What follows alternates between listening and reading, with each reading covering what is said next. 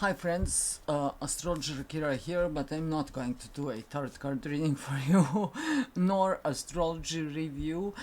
Before I return my pile of books into the public library here, I have some great books to recommend to you, and this one is the next. This is Serbian edition. It says Zealot or Zealot, The Life and the Time, Jesus from Nazareth. It is written by Reza Aslan. I think that this guy is from Iran, Iranian guy who came to America when he was very young.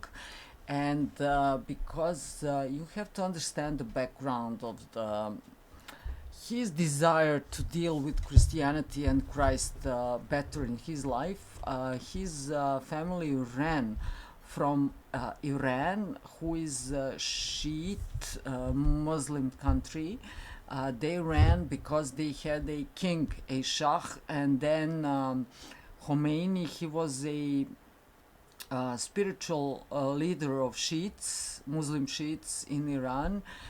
He overtook the throne. The Shah was throughout, the royal family was throughout from Iran.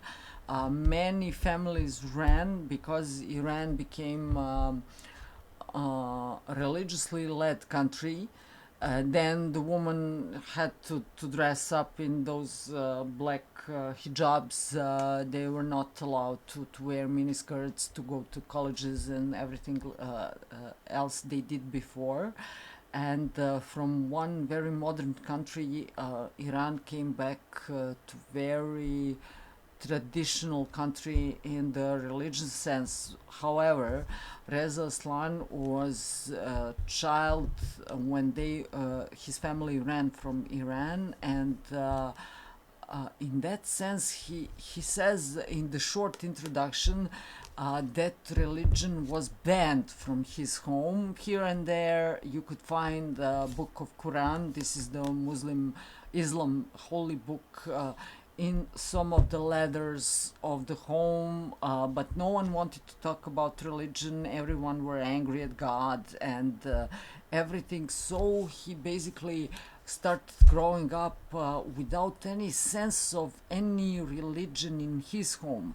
And since he went to American school, all children around him talked about Jesus, and then he started growing up with Jesus is my friend concept. After that, he got married to American woman, and she taught him a lot about Christianity. But then, at one point of his life, because this concept of Jesus is my friend was very, very soothing for teenage years and everything, he wanted to know. He read the New Testament. He was into it. Everything was okay, although his family disapproved his desire to learn more about Christianity, because any type of religion annoyed them a lot and reminded them of repressions. But then he became a great writer, and he wanted to deal with Christianity and to learn what is behind the Bible, especially New Testament, what happened in that time of the history. And this is how this book came out. This is very thoroughly done book.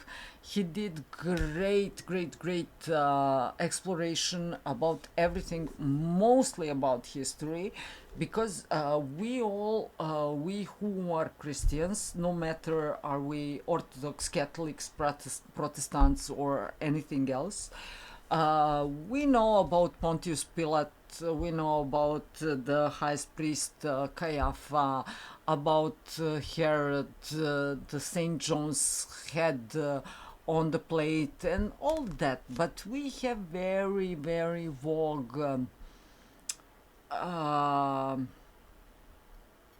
image, ideas, how those times looked like and what really happened there. So he wanted to see what happened from historical perspective and how Jesus came to be a Christ. And then he started with telling about what is happening in Jerusalem in the main temple 170 years ago before Jesus was born, and how the temple looks, and what are the animals who are going to be sacrificed to a god, and how you are paying for sacrifice for God's protection or his forgiveness and everything, how the society works there. Then he describes the Roman Empire in that part of the world and what is happening around it. Then the town of Sepphoris, near the place where Jesus was born, how this town was built, who built it, everything. And after Jesus, what is going on, how the legend around him has been built up. For instance, I think it was some 50 to 70 years after Jesus, in Jesus' time, when Sepphoris was surrounded by Titus' legions. Titus was one of the generals from a Roman Empire.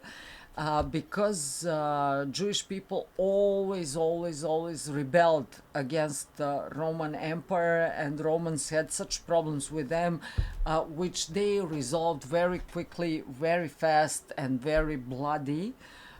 This was highly tension region in the area of the Roman Empire, and they dealt with them very promptly.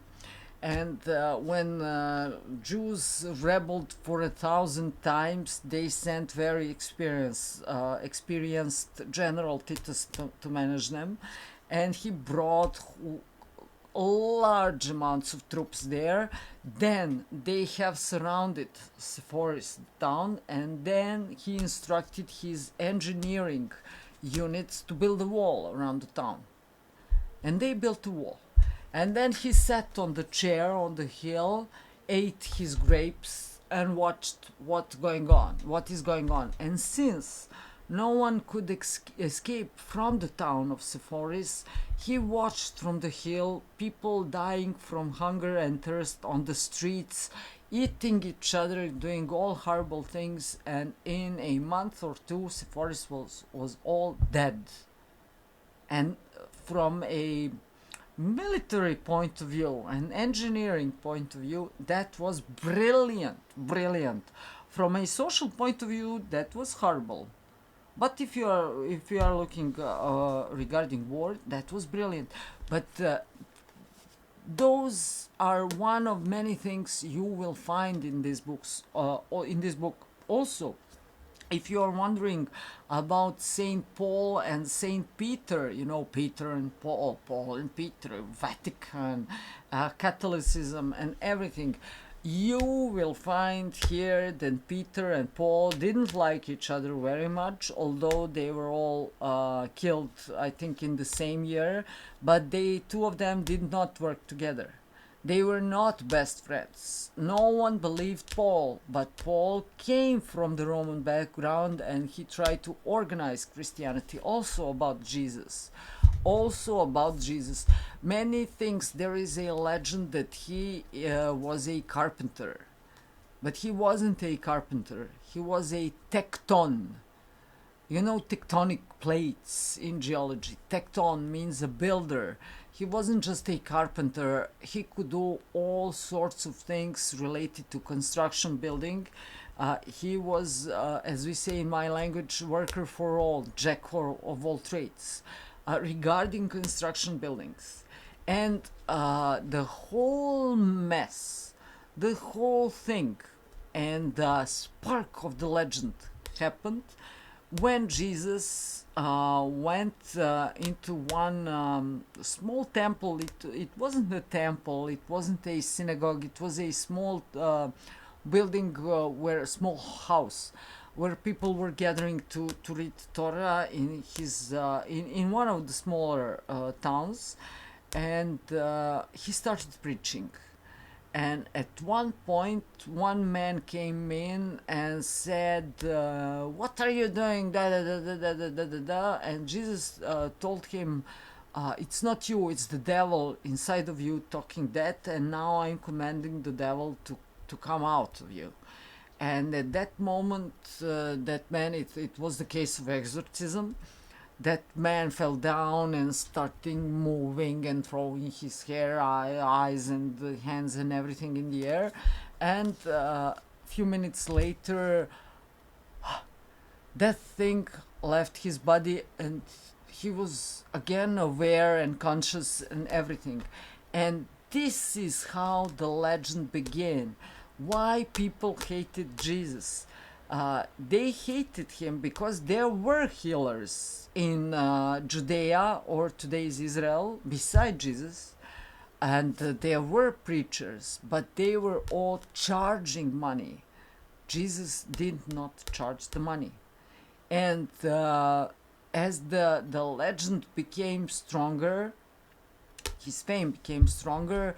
And then I won't ruin this book for you, but you have to read it. It is named Reza Aslan is the writer, and Zealot or Zealot, Life and the Time of Jesus of Nazareth.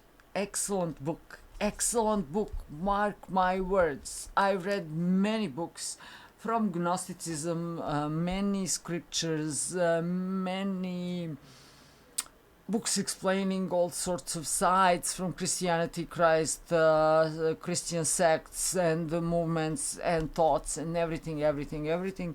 But this one, Zealot, Time and Life and Time of Jesus of Nazareth, explains everything around it, the whole structure, the scene before and after Jesus, and how it all became a legend in historical terms. You should read this book. This book is a gem, and this is my recommendation for you. Love you all, and goodbye.